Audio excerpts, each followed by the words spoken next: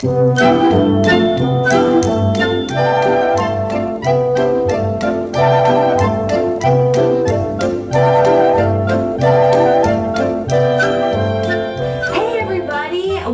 to Getting Wet with Sarah Benincasa. I'm Sarah Benincasa, and this is Margaret Cho. Hello. Hi. Thank you so much for being here. Thank you. I was so surprised when I went to see your show at Radio City like 4 months ago, maybe 5 months ago, and you sang at the end, and I was like, this bitch can sing. Like, how did I was like, you know, like, I was like, I'm a Margaret Cho fan. Did I miss something in her oeuvre in which she sang before? Like, when did you figure out that you could sing? Well, I don't know. Like, I just started singing, I guess, 2 years ago for the True Colors tour. I hosted that with Cyndi Lauper, and she had us all come and sing at the end. She was like, oh my God, you could really sing. You got a great voice. You know you're a singer. You're really a good singer. I think, you know what? Turn her mic up. She could really sing good. You are a singer. So after that, I was like, oh, Cyndi told me I was a singer. And then she gave me some lessons. Oh, cool. And then I started singing after that. I got a lot of confidence just because I love Cyndi, and when she tells you that you can sing, you can sing. I would feel like I was a pop star. I would start singing constantly after that point. So excited. And my mother's a singer, so I guess it makes sense, you know. I didn't know your mom sang. Yeah, she's a singer. Did she sing in church? She sings in church. She sings a lot of choral music. My mother's also a classical guitarist. What? She's really good. So playing guitar and, you know, singing, I'm sort of following in her path. Well, every time I read something new about your mom, I'm so surprised because and I think again, I know this was a few years ago, but I think it was in I've Chosen to Stand Fight when you wrote about how your mother speaks French and how she lived in Paris for a while. Yes. It's so, I feel like, you know, it's so interesting because we as your fans have a certain image of your mom,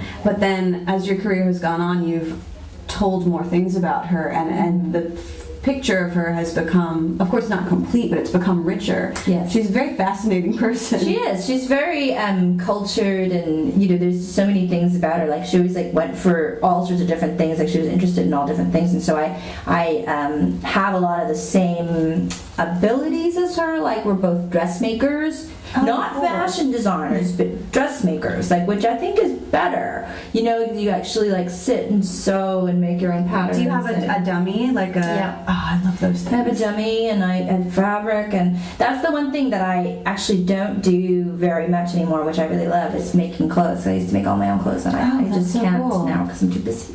Who are some of your musical influences? Because I know that you, growing up, you've written and spoken about being a big David Bowie fan. Major David Bowie fan, a major Neil Finn fan from Crowded House and Split Enz, a major Susie and the Banshees fan, major Liz Phair. I love Liz Phair so much. I think, you know, like I think like my record will probably be in my mind. It's like a lot of ways kind of a Liz Phair record.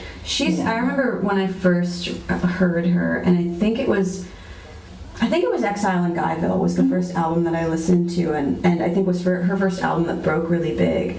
I remember thinking, I didn't know a woman was allowed to say those things. Right.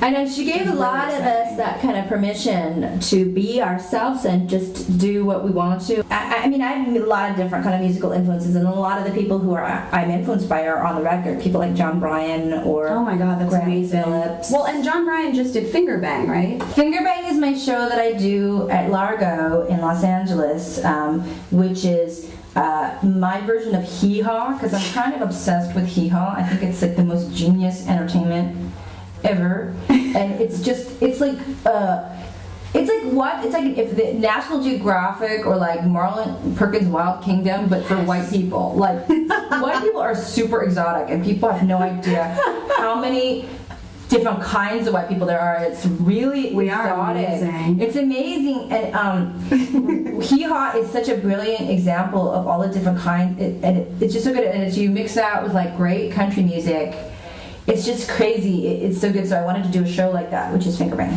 Do you have a title for your album yet? I think it's going to be called Guitarded. Oh!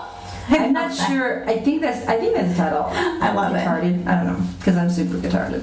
It's called. I would like to think in my head, even if it's called like the Ballad of M. Cho and Company, I am going to call it Guitarded always. Guitar, because it's just straight up guitarded.